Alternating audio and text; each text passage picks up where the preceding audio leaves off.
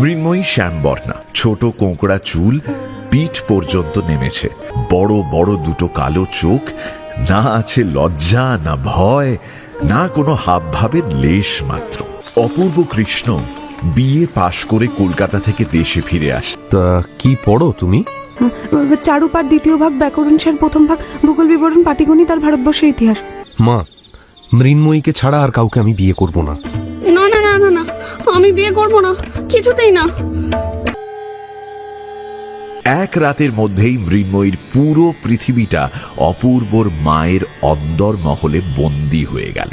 মৃন্ময়ী, তুমি আমাকে ভালোবাসো না? না, আমি তোমাকে কখনোই ভালোবাসবো না। কেন? আমি তোমার কাছে কি দোষ করেছি? তুমি আমাকে বিয়ে করলে কেন? আমি কিন্তু অনেক দিন আর বাড়ি আসতে পারবো না মিনু। যতদিন না তুমি আমাকে আসার জন্য চিঠি লিখবে, আমি আসবো না।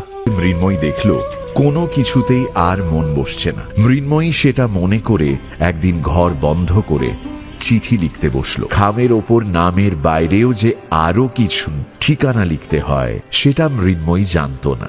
বলাই বাহুল্য, এই চিঠির কোনো ফল হলো না। বৌমা, অপু তো অনেকদিন বাড়ি এলো না, তাই ভাবছি কলকাতায় গিয়ে ওকে একবার দেখে আসি।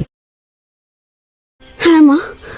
নিজের ঘরে গিয়ে দরজা বন্ধ করে বিছানায় শুয়ে বালিশ বুকে চেপে ধরে মনের আবেগে হাসতে আর ছটফট করতে লাগলো।